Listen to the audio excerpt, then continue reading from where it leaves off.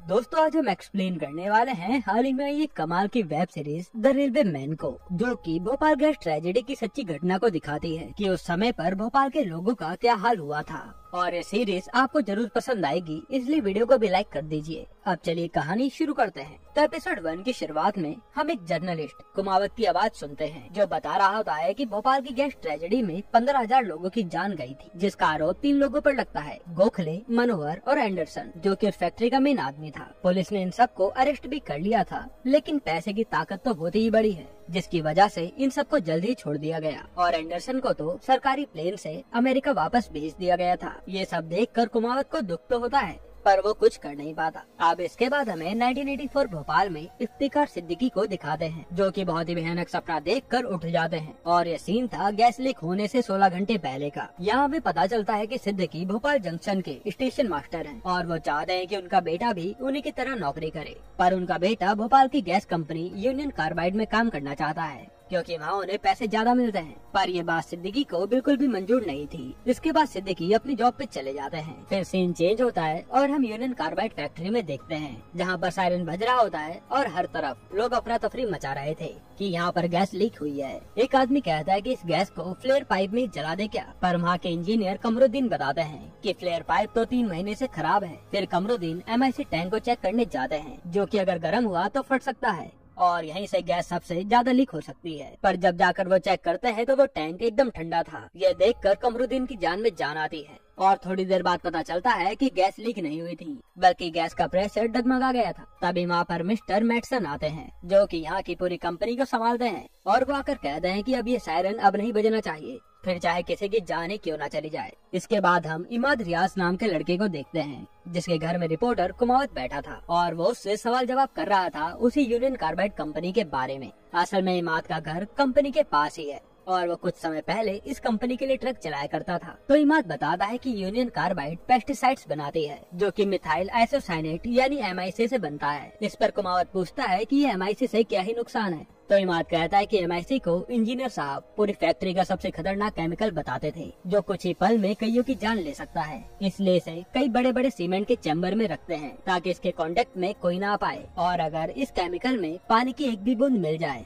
तो ये गैस बनकर जहर बन जाएगी, जिसमें सांस लेते ही काम खत्म। तभी इमाद की माँ कहती है कि आज तेरा रेलवे में नौकरी का पहला दिन है, इसलिए यहाँ समय बर्बाद ना कर और जल्दी अपनी नौकरी पर जा। इधर हम मिस्टर मैटसन और कमरुद्दीन को देखते हैं, जो कि मैटसन को बताता है कि हमारी फैक्ट्री के सारे इक्विपमेंट्स खराब होते जा रहे हैं और कुछ चीजें तो अभी से काम नहीं करती। ऐसे में फैक्ट्री कैसे चल पाएगी। पर मैटसन कहता है कि मैंने अपने ऊपर बात करी है, जैसे ऑर्डर आएंगे सब कुछ सही हो जाएगा। यहाँ हमें पता चलता है कि 1982 में इस कंपनी पर पहले से ही सवाल उठाए जा चुके थे, जिसको टाइसन रिपोर्ट कहते हैं, और इस रिपोर्ट में कंपनी की सारी गलती डिटेल में थी। इसलिए मैटसन बार बार उस रिपोर्ट को ही देख रहा था कि ना तो पहले जांच होती और ना ही फैक्ट्री लॉस में जाती। फिर हमें इमाद और कुमावत को दिखाते हैं, जहाँ इमाद बताता है कि उस फैक्ट्री की टाइसन रिपोर्ट बनाई गई थी, पर किसी ने एक्शन नहीं लिया और एक बार तो गैस भी लीक हुई थी, जिसमें एक आदमी मारा गया, मोहम्मद अंसारी, और वो मेरे बड़े भाई के समान थे। तब हमें फ्लैशबैक में दिखाते हैं जब अंसारी का पोस्टमार्टम हो रहा था और यहाँ डॉक्टर देखते हैं कि इसके दोनों लंग्स एकदम खराब हो चुके हैं, वो भी MIC गैस के कारण। इधर हम प्रेजेंट में सिद्दीकी को स्टेशन पर देखते हैं, जहाँ वो अपने जूनियर प्रसाद से कम्युनिकेशन वायर के बारे में पूछते हैं कि वो रिपेयर हुई या नहीं। तब वहाँ पर प्रसाद लापरवाही दिखाने लग जाता है, जिस पर सिद्दीकी तुरंत वायर को चेक करने चले जाते हैं कि अभी तक कितना काम हुआ है। असल में इसी वायर से बाकी के स्टेशन से कांटेक्ट किया जा सकता है। वहाँ सिद्दीकी देखते हैं कि यहाँ तो काम शुरू हुआ ही नहीं है, इसलिए वो प्रसाद से आज शाम तक सब सही करवाने के लिए कह देते हैं और डर के मारे प्रसाद भी मान जाता है। इधर अब अपनी नौकरी पर जाते जाते इमाद कुमावत से कहता है कि आज आपको टाइसन रिपोर्ट भी मिल जाएगी, क्योंकि मैंने एक खास आदमी से उसे लाने के लिए कहा है, और ये दोनों यहाँ से चले जाते हैं। इसके बाद हम इमाद को सिद्दीकी के पास देखते हैं, जो बताता है कि आज मेरा पहला दिन है। तब सिद्दीकी उसका एक छोटा सा टेस्ट लेता है और इमाद काफी होशियार था, इसलिए वो उसे पास भी कर लेता है। ये देखकर सिद्दीकी इमाद से इम्प्रेस हो जाता है और कहता है कि आज रात को तुम्हें एक माल गाड़ी को ट्रांसपोर्ट के लिए रेडी करना है और उसी समय लोको पायलट को रिपोर्ट भी करनी है। तभी वहाँ पर विजय नाम की कर्मचारी आती है, जो सिद्दीकी को याद दिलाती है कि आज मेरी बेटे की शादी है और इसमें आपको जरूर आना है। सिद्दीकी भी कहते हैं जैसे ही समय मिलेगा मैं पहुंच जाऊंगा। फिर हमें गैस लीक होने से 13 घंटे पहले का सीन दिखाते हैं, जहां पर न्यूज में बता रहे थे कि एक सांसद को लूटने के जुर्म में पुलिस एक आरोपी को ढूंढ रही है, जिसने आज तक 27 डकैती की है और आज तक किसी के हाथ भी नहीं आया। और उसे सब लोग एक्सप्रेस बैंडिट कहते हैं। उसी समय हम एक आदमी को देखते हैं जो कि रेलवे स्टेशन पर एक आदमी को लूटने ही आया था और यही होता है एक्सप्रेस बैंडिट। पर उसे वहाँ पर पुलिस वाले पकड़ने आ जाते हैं और वो किसी तरह से अपनी जान बचाकर निकल जाता है। इसके बाद वो सीधा एक सरकारी अकाउंटेंट से मिलता है जो कि उसी के साथ मिला हुआ था और वहाँ वो कहता है कि मेरे पीछे पुलिस पड़ी है, इसलिए अब एक बड़ा हाथ मारकर मैं अंडरग्राउंड हो जाऊंगा।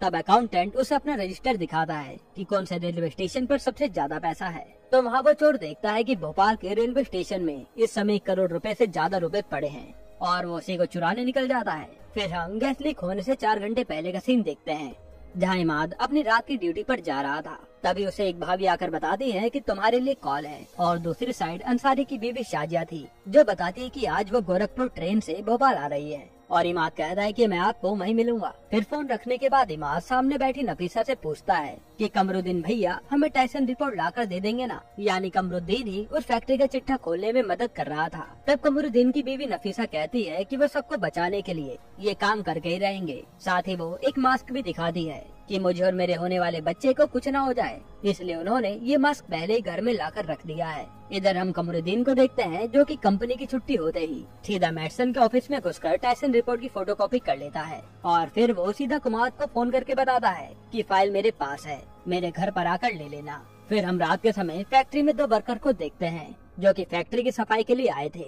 वहाँ एक वर्कर तो नया होता है और एक पुराना। तब पुराना वर्कर नए वर्कर से पानी का प्रेशर खुलवा देता है ताकि फैक्ट्री की सारी पाइप अच्छे से साफ हो जाए और वो दोनों प्रेशर सेट करके वहाँ से चले जाते हैं। इस साइड हम सिद्दीकी को देखते हैं जो रात की ड्यूटी से पहले विजय की बेटी की शादी में आते हैं और उन्हें देखकर विजया और उनकी बेटी सोहनी बहुत खुश होती है क्योंकि सिद्दीकी ने विजया और उसकी बेटी की कई बार मदद की थी, इसलिए सिद्दीकी को ये लोग अपना सबसे करीबी मानते हैं। फिर जैसे ट्रेन का टाइम होता है सिद्दीकी वहाँ से निकल जाता है।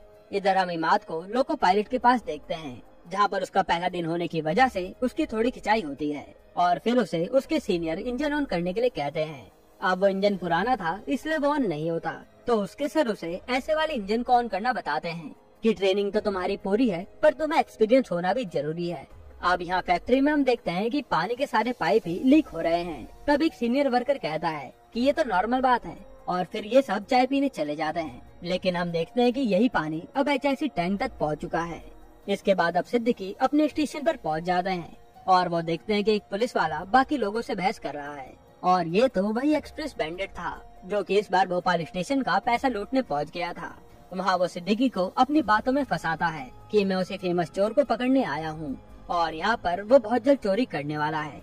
सिद्दीकी भी कहते हैं कि मैं अपने सीनियर से बात करता हूँ, तब तक आप आराम करिए। इसके बाद सिद्दीकी आज का जमा हुआ कैश स्टेशन के लॉकर में डाल रहे होते हैं और ये सब दूर से ही वो चोर देख रहा था। यहाँ प्रसाद अब लाइनमैन से बात कर रहा होता है कि कैसे भी करके आज ही कम्युनिकेशन लाइट सेट कर दो वरना मेरे लिए दिक्कत हो जाएगी। तब वो कहते हैं कि एक वायर सेट हो गई है लेकिन फिर भी टाइम लगेगा, इसलिए बाकी स्टेशन पर भी बता दो कि कुछ टाइम कनेक्शन नहीं आएगा। ये सुनकर प्रसाद अपने घर निकल जाता है कि अब तो लाइन कल ही सही हो पाएगी। इधर फैक्ट्री में वहाँ के एक इंजीनियर देखता है कि MIC के चैम्बर से अलार्म बज रहा है और वो सीधा एक चैम्बर को देखने चला जाता है। अब वहाँ जाकर जैसे वो चैम्बर को छूता है तो ये तो बहुत ही ज्यादा गर्म था, यानी कि ये कभी भी ब्लास्ट हो सकता है। तभी हम कमरुद्दीन को देखते हैं जो अपने स्कूटर से घर जा रहा था। तभी उसे गेट पर सिक्योरिटी गार्ड वॉकी टॉकी देता है कि सर कुछ जरूरी काम है और वो देखता है कि फैक्ट्री में से तो गैस लीक होने लगी है। ये देखते ही वो सीधा अंदर भागता है सब कुछ चेक करने के लिए, लेकिन वो देखता है कि इस समय टेम्परेचर बहुत ही ज्यादा हाई है। तब वो एहसान को बुलाता है जो सफाई करने आया था और यहाँ उसे पता चलता है कि एहसान ने पानी छोड़ने से पहले मेटल डिस्क ही नहीं लगाई थी जिससे पानी MIC टैंक तक ना पहुँच सके।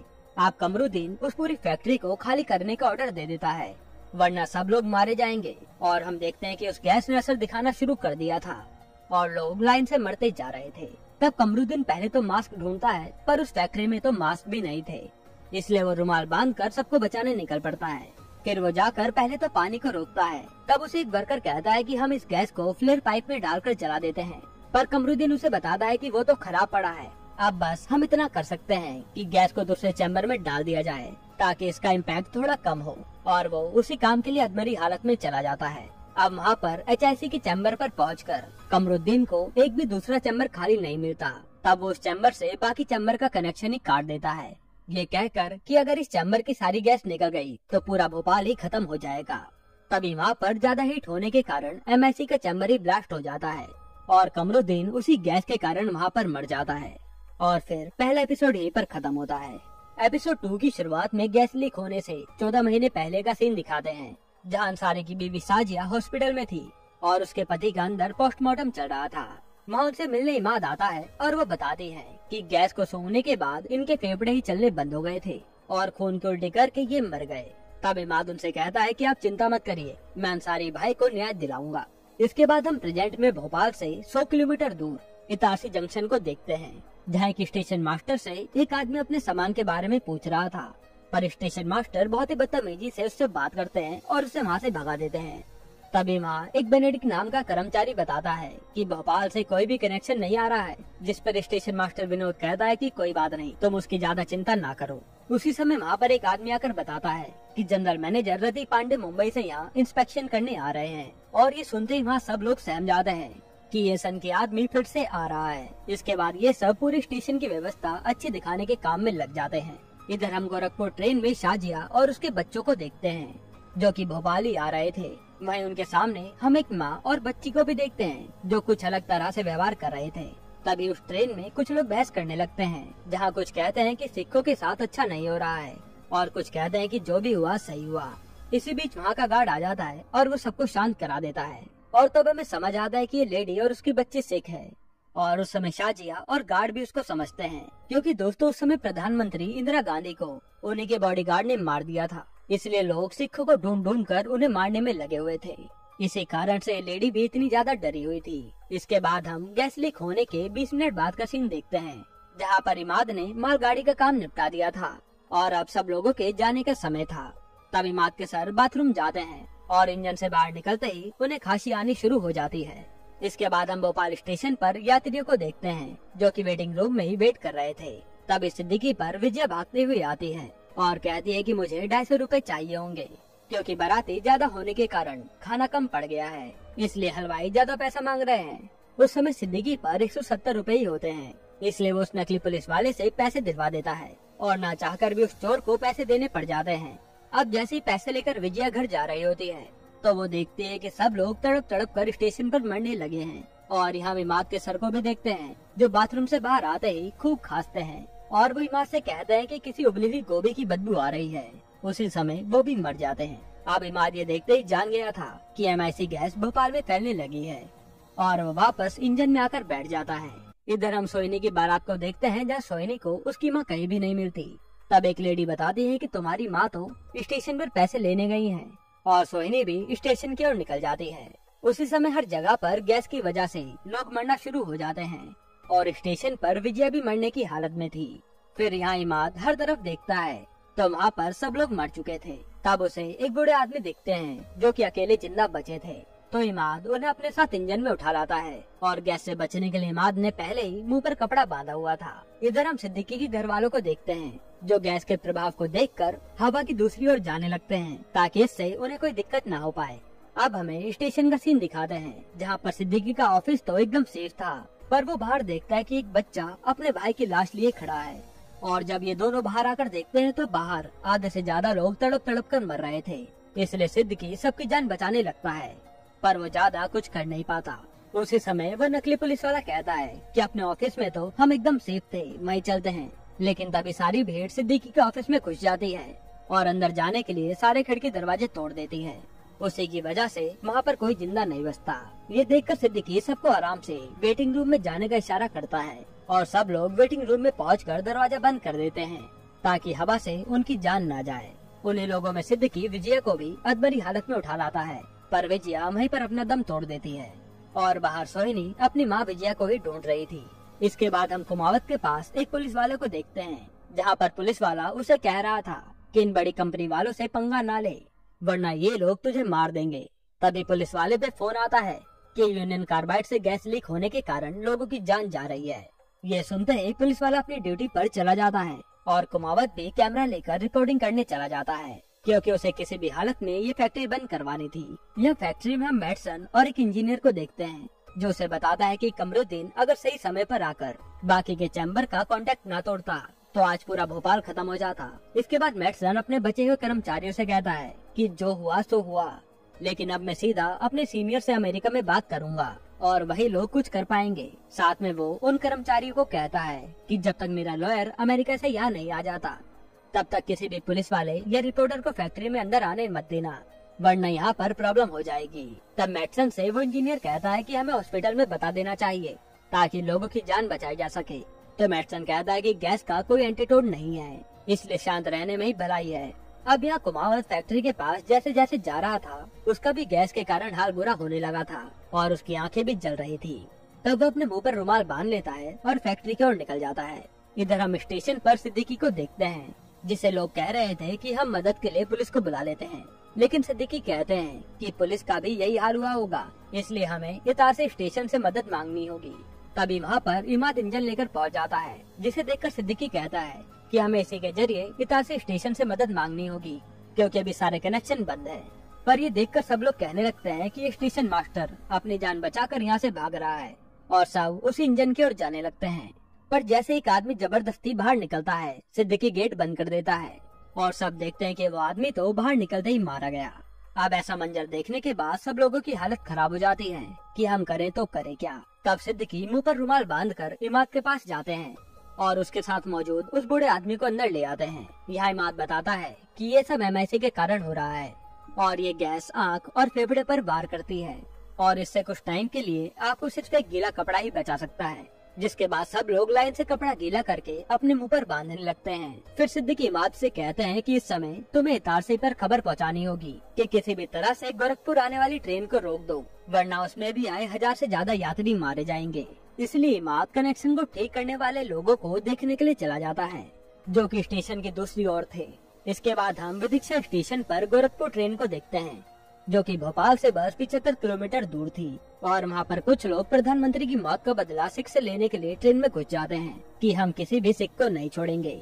और ये सब देखकर साजिया के साथ बैठी वो लेडी डर जाती है।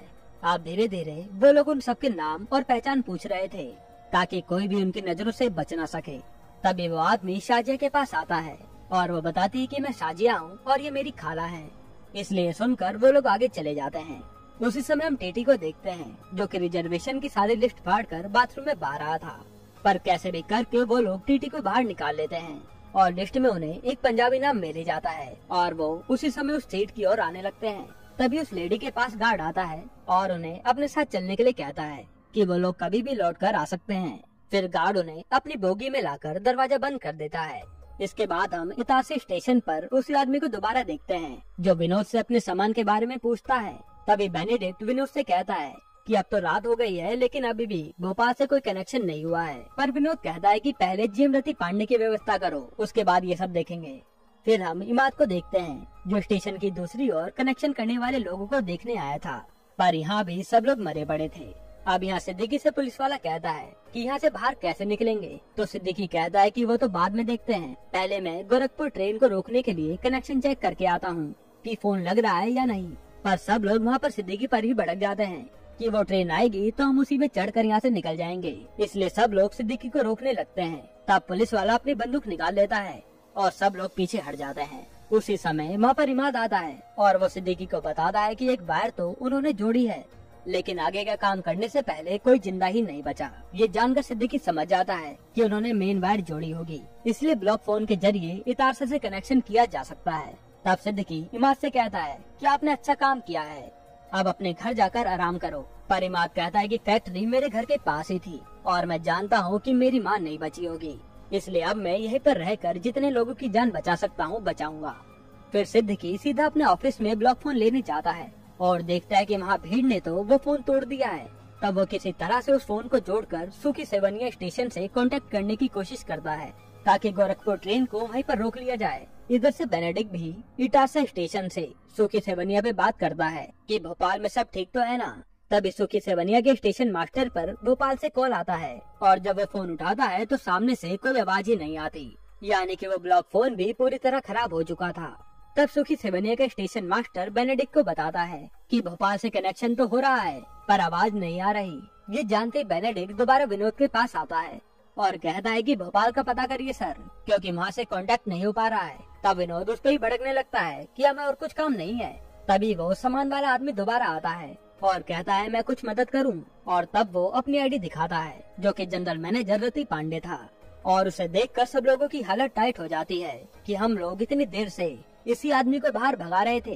तब बेनेडिक्ट रति को सब बताता है और रति कहता है कि भोपाल के डीएम ऑफिस फोन लगाओ। और डीएम ऑफिस से रति को पता चलता है कि यूनियन कार्बाइड फैक्ट्री से गैस निकलने के कारण लोगों की जान जा रही है।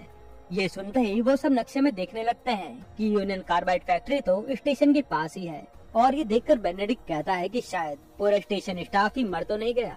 तब रति कहता है कि भोपाल के पास सुखी 7 स्टेशन है ना, वहाँ से कोई भी ट्रेन अब पास नहीं करनी चाहिए। और ये लोग फोन करके वहाँ से स्टेशन मास्टर को ट्रेन रोकने के लिए कहते हैं, लेकिन उसी समय ट्रेन वहाँ से निकल जाती है और ये लोग कुछ कर नहीं पाते।